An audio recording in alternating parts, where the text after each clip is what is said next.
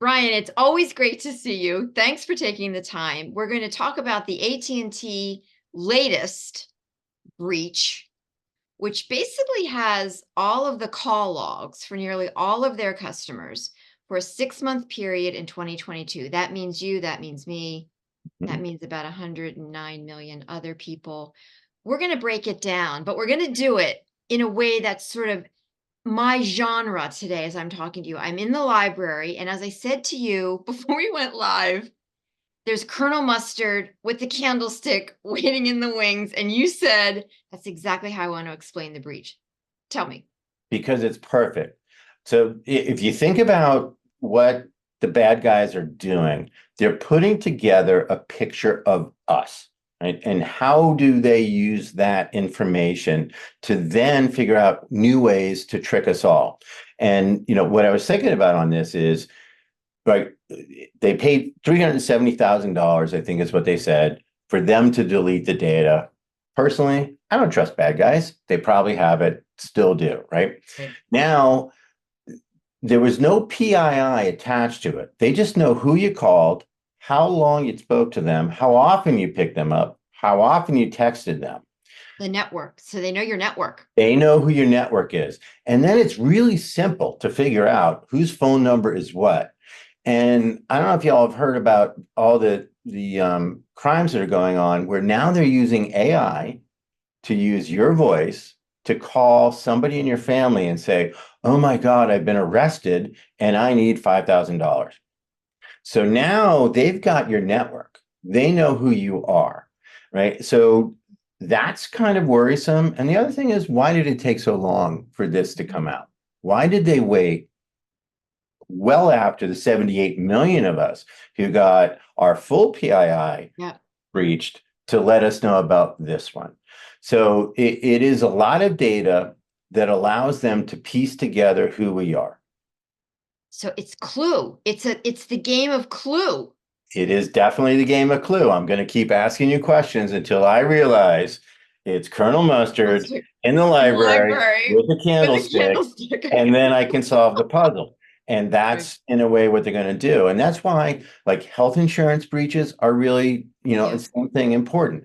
The more they can find out about us, the more they're able to figure out everything from, your challenge questions when you need to change a password or whatever. You think about the times that you've been asked, what was the last purchase you made? Or where did you do this? Or where did you do that? So all that data that they're getting through these breaches, which might not include PII, but allows them to build a perfect picture of me, that causes a problem. That allows them to do things to me, or not only just me, but the people that, I'm related to or care about. Yep. Well, and your phone, it's easy to find from a phone number and look up who Hmm. the person is, Oh, where yeah. they live, what the value of their home is, their car. I mean, there's a lot of information tied to your mobile number, which is the default number that everyone has. I mean, I used to have a landline like decades ago, Right. but who has one of those anymore? Yeah, So I it certainly becomes do your not. identifier. It's how people reach you. Yeah. And I think, as we said in previous phone calls, I do believe that at the end of the day, your phone is that thing. We all freak out when it's more than 10 feet away from us, Mhm. but that's going to be the thing that ties us all together. And now having, you know, everybody I called or texted in that period of time says a lot about who I am, Mhm. what I care about, who I care about. And that allows, I think, for people to really figure out how to attack me Mhm. or my family or friends. Yikes. You told me before that you are really kind of the bummer at cocktail parties. This is another story for you to Yeah. bum everybody out about.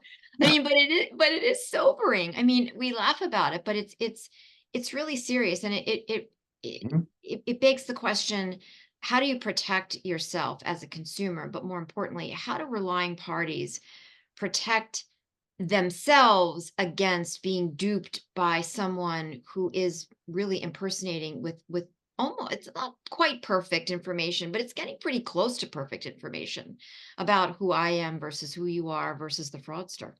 And also, the fact, the perfect information and the ability for AI to mimic our voices and our faces. I'm sure everybody's seen that stuff online, right? And you see it's fake, but it looks so real. In our family, we've got the most ridiculous password that, like, if somebody calls up and you're like, wait a minute, is this real? What's going on? And we've got a dumb word that if you say the word that nobody ever figure out, then we know, right? So it's sort of like now you need a password for your voice and face because unfortunately it's becoming very easy to fake your voice and face.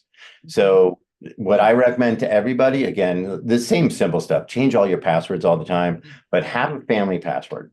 Right.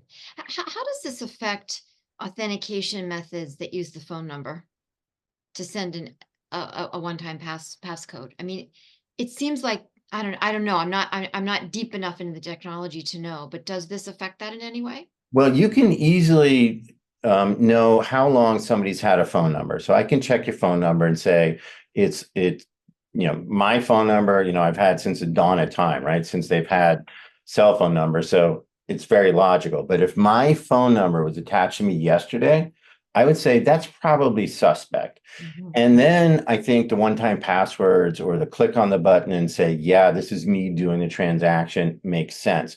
But you have to do, I think, a couple of things. One, make sure that the phone number isn't brand new. Two, it matches my address, matches my billing address, and then send something that says, okay, Brian, prove that it's you.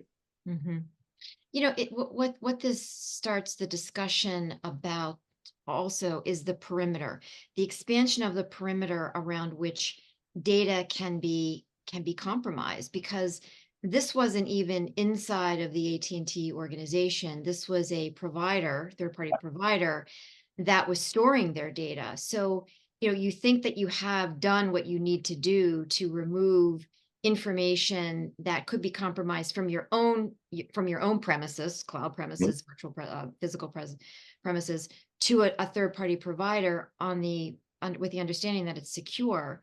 How do you how do you start to think about securing these perimeters as we continue to look at data that's so dispersed? Well, we go through it all the time. Our banking clients put us through, the ringer, if you Mhm. will, Sure. checking out what it is. And, anytime we store any data, we hash it. There's no way for you to figure out that it was me or you or whatever. If they broke in and got into our system, they wouldn't be able to figure out anything. But next time we see you, because we're using the same hashing algorithm, we would know that it's you. Mhm. So those are the types of things that I think you can do to make sure that the data is secure. But honestly, it's the data and security audits that we go through, our banking clients put us through. You got to pass those. You've got to be really secure. And then the other thing is, most of these really often happen because somebody lets them in. And Yeah. we are constantly training our employees, right? We try and fake them out all the time. We send them fake texts, fake emails. And if they click the button, man, right to remedial training. So it's sort of, you got to make sure you're educating people on the importance of this and then also protecting the data. But shouldn't we assume that every piece of data about a person almost is already out there, It is. available to construct in this game of Clue that the fraudsters Mhm. are playing? So there has to be, we've talked about the source of truth, which is the government issued ID. You continue to maintain that that is ground zero for authenticating identity. Yes. How do you check each and every time that somebody is real, right? Make it simple. Don't make people feel like criminals. Hmm. Make it a very easy way to say, what do you have that we can prove that it is in fact you? And you know, facial recognition, I think people thought a lot of that was going to be really good, but it seems to be a lot of that's getting faked with, AI and all those things. So I do think it needs to go back to how do we figure out what is the ultimate source? How do you prove it is the ultimate source? And to me, that is a government issued ID. What do you think the consumer response is going to be overall with the constant drumbeat of hacks and information being so there was a Rite Aid was compromised recently, 2 million identity stolen. You almost get numb to it because it happens so often. I mean, consumers at some Mhm. point, I was talking to a couple of colleagues, they just don't do the things that they used to do because they're afraid of providing information because they don't want it to be compromised. I said, well, you shouldn't worry about it because it's probably already compromised. Yeah.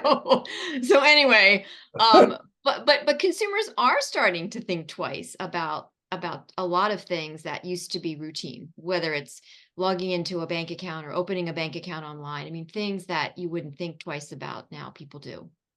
Like I think that people are becoming more aware of it, which also makes them more understanding of why we need to prove you've got to do what you do, right? We're all used to, checking into a hotel or going to an airport, given an ID. And I think people don't understand that that is important now in a lot of things that we're doing.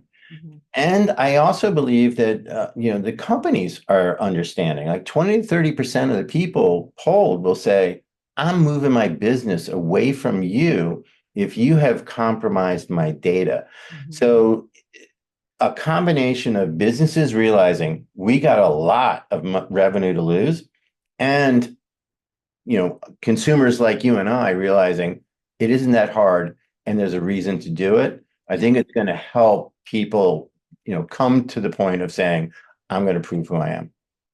Brian, always a pleasure. Thanks so much for your great insights and the clue analogy. I will remember that. That is a notable quotable. That's awesome. Yeah. Thanks, Pleasure thanks, speaking Brian. to We'll you. we'll talk to you again soon. All Bye-bye. righty. Bye bye. Bye-bye.